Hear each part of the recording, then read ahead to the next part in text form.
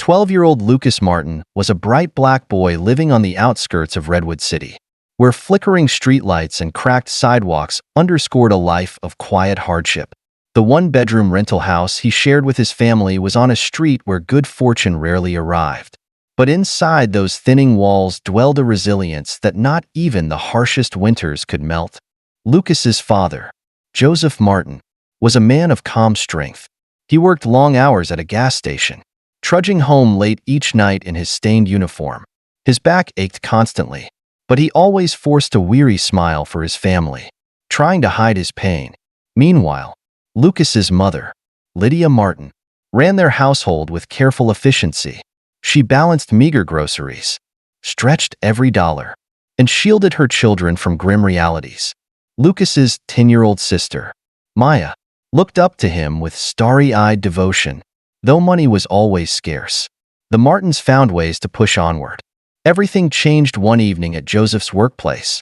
A small but devastating fire broke out near the pumps, and in trying to ensure everyone's safety, Joseph sustained second-degree burns across his shoulder and down his side. He spent weeks recovering, unable to return to his physically demanding job. Then came his employer's final paycheck and a hollow apology. Suddenly, Lydia's already thin budget was the only thing keeping them afloat. Despite Lydia's best efforts, the rent fell behind, and a pile of medical bills piled higher each day. Joseph, once proud and capable, now sank into silence, gazing out the window with a look of defeat. Late at night, Lydia scribbled budget numbers on scraps of paper, desperate to figure out how to feed her children. Their landlord knocked one cold afternoon, demanding the overdue rent. Lydia pleaded, explaining Joseph's injury. The landlord gave them exactly 2 weeks to pay or leave. No exceptions. Watching his mother's tears and his father's shame, Lucas felt a surge of determination. One morning at their tiny kitchen table, he said, "I'm going to help." Lydia froze. "Lucas, you're only 12. You should be in school, not out looking for work." "I can't just sit here," Lucas replied. "If there's any way I can bring in money, I have to try." His father's voice wavered. "Son, I don't want you begging. This isn't on you." Lucas shook his head gently. "It's not anyone's fault. I want to do something." Though Lydia and Joseph disliked the idea of a 12-year-old wandering the city, their situation left little choice. The next day, Lucas set off into Redwood City, worn-out backpack on his shoulders and hope in his heart. He wandered through unfamiliar neighborhoods, asking for small jobs. At a diner, he offered to wash dishes. The owner just shook his head. At a construction site, a worker laughed. "Kid, you're too young for this." By midday, rejection weighed on him. Near an intersection, he tried asking passersby for spare change. Most ignored him. A few scowled as if he were just another nuisance. Still, a kind mechanic offered half a sandwich, and an elderly woman pressed $1 into his hand, saying, "Stay strong, dear." That evening, Lucas returned home with a loaf of bread and a carton of milk, barely enough for dinner. Joseph and Lydia saw the coins he had collected and wore mirrored expressions of heartbreak and pride. "You shouldn't have to do this," Joseph said, resting a sore hand on Lucas's shoulder. "But I did," Lucas replied quietly. "I'll try again tomorrow." His second day on the streets felt colder. He searched near Redwood City's downtown for any chance of a job. Restaurants, groceries, small shops. No one wanted to hire a miner. By noon, he drifted toward an older, run-down block with boarded-up storefronts. He slumped on a curb, stomach growling, wondering how many more rejections he could handle. A crisp tapping of heels interrupted his thoughts. He looked up to see a tall woman in a dark, wind-blown coat. Her posture was commanding, and a badge flashed at her waist. "Agent Isabel Delgado, FBI. You shouldn't be here." "Kid," she said, voice firm but not unkind. "This area isn't safe." Lucas stood quickly. "I'm not doing anything wrong, ma'am." Agent Delgado's intense gaze softened. "I didn't say you were. What's your name?" "Lucas Martin." She frowned. "Where's your family?" "They're at home," he said. "We're behind on rent. My dad got hurt, so I was looking for work." Or maybe some help? Delgado's expression turned sympathetic. I'm sorry, but this isn't the place. My team's investigating a robbery crew in this district. You need to leave. Before Lucas could respond, the rev of an engine roared around the corner. A black van careened onto the street, tires screeching. Delgado shouted, "Get back!" But the speeding vehicle clipped her before she could jump aside. She collapsed, clutching her injured leg as blood darkened her pant leg. Lucas froze in terror. The van screeched to a halt, and a masked man jumped out, gripping a shiny knife. "Stay back, kid," the man snarled. Agent Delgado lay defenseless on the ground, wincing in pain. Something in Lucas refused to run. He grabbed loose rocks and hurled them at the masked man, striking his arm. Infuriated, the man lurched toward Lucas, but sirens blared. Flashing lights approached, forcing the masked attacker to retreat. "This isn't over," he spat. Then he leapt back into the van, speeding off just as squad cars arrived. Officers and other FBI agents rushed in. One knelt beside Delgado, while another guided Lucas away from the confusion. Breathlessly, Delgado managed, "The boy saved me." She looked at Lucas. "Thank you." Emergency lights glowed against the grim alley walls while paramedics lifted Delgado onto a stretcher. Lucas stood in a swirl of uniformed people, feeling small yet oddly proud that he had acted. An officer knelt, speaking gently. "That was brave. Son, you all right?" Lucas nodded, though his legs still shook. Another FBI agent, tall, broad-shouldered, with salt and pepper hair, approached. He introduced himself as Agent Brian Willis, Delgado's partner. Agent Willis said, "Kid, you shouldn't have been here, but you saved Delgado's life." Lucas's voice trembled. "She told me to run. I couldn't." Willis nodded thoughtfully. "You saw the van and the suspect up close?" Lucas recalled every detail: the black paint, the driver's frantic moves, the masked man's voice, the broken brake light. Willis listened carefully, scribbling notes. "We've been tracking this robbery ring for weeks. Anything you remember helps." Lucas swallowed. "I can help more if I notice something else, or if I can identify them." Willis hesitated. "You've done enough. We'll take it from here." Paramedics whisked Delgado away, and officers began clearing the scene. Lucas should have gone home, but his gut told him not to vanish yet. He overheard agents discussing how the crew targeted high-value spots and left few clues. They were violent, cunning, and not above harming witnesses. Word spread that Lucas had gotten a good look at the assailants. Willis pulled him aside to talk in an FBI car. "All right, walk me through everything you saw," Willis said, pen in hand. Lucas described the van's speed, the tinted windows, and the masked man's stature, maybe 6 feet tall, muscular. He moved fast. Nodding, Willis asked, "Anything about the vehicle?" The left brake light was out. Willis seemed impressed. "That's a solid lead." Just then, a radio crackled. "Suspect vehicle spotted on Maple Drive. Officers in pursuit." Willis urged Lucas out of the car, handing him to a local policeman. "We've got to chase them. Stay safe." But as squad cars roared off, Lucas felt torn.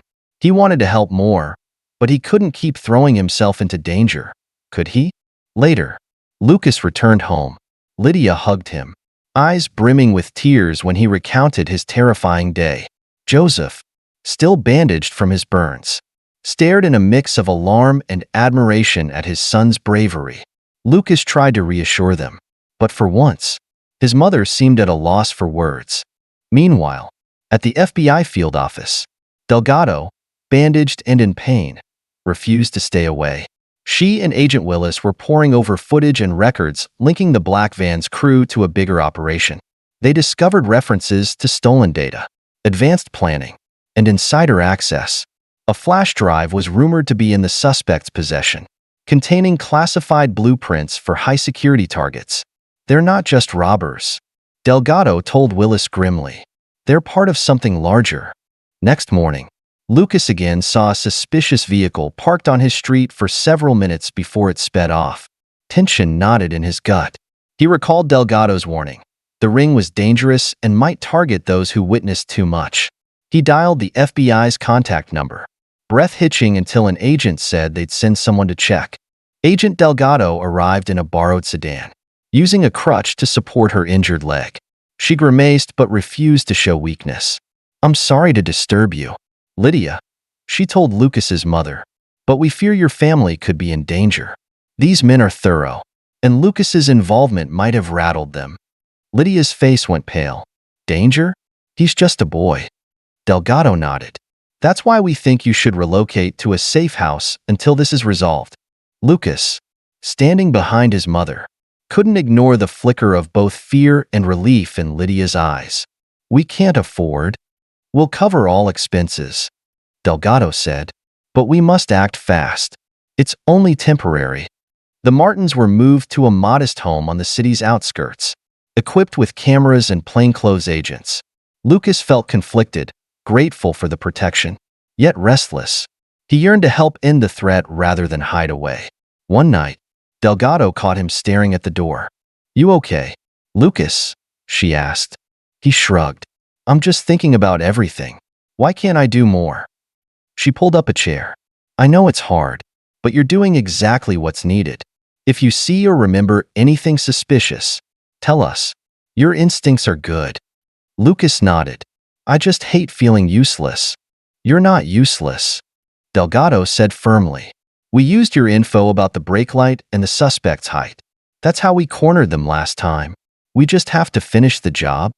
At the FBI field office, Delgado's partner Willis and tech expert Henry Swanson decoded a stolen flash drive seized from a lockbox connected to the gang. Its single file, titled Project Eclipse, contained intricate maps, passcodes, and insider data about Redwood City's Federal Reserve Annex. If successful, the criminals would make off with enormous sums, plus classified documents. Worse, the plan suggested an inside source was feeding them critical information. "These guys are aiming high," Willis told Delgado, grim-faced. "We're not dealing with small-time robbers." She nodded. "They've got a backer, and if they succeed, it'll cause more chaos than just a big theft. We need to stop them fast." Armed with intelligence from the flash drive, the FBI planned a sting. They guessed the next target would be a high-security data center. The plan was to leak hints of increased security, drawing the criminals out, then capture them red-handed. On the chosen evening, undercover agents surrounded the data center, while SWAT teams waited nearby. Camera feeds were piped into a makeshift command post. Delgado sat at a monitor, legs still in a brace, scanning every angle. Willis stood behind her, radio at the ready. Just after midnight, two vans approached. Armed individuals emerged, quickly disabling exterior cameras. Delgado signaled, "Wait for them to commit, then move." Moments later, the FBI teams pounced. A barrage of shouts and flashing lights pinned the suspects in place. Some fought back, exchanging gunfire, but the SWAT teams had the advantage. Within minutes, the criminals were forced to surrender. A few attempted to flee but were corralled by waiting squads. In the aftermath, interrogation of these new arrestees led to the biggest revelation. A government insider had sold data to this network.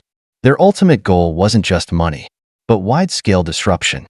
2 weeks after the operation, Delgado visited the Martin family at the safe house. She arrived without a crutch this time, still limping, but determined. She greeted Lucas first. "Good news," she said, smiling. "We shut the operation down. The ringleaders are in custody, and the inside mole was caught. 2. You're no longer in danger." Lucas exhaled relief. "So it's really over?" "Really," Delgado confirmed. "We'll relocate you home soon." Lydia, listening nearby, pressed a hand to her heart. "Thank you. We can't repay what you've done." Delgado's eyes flicked to Lucas. "We should be thanking him. If not for his quick thinking and bravery, we might never have found the right leads in time."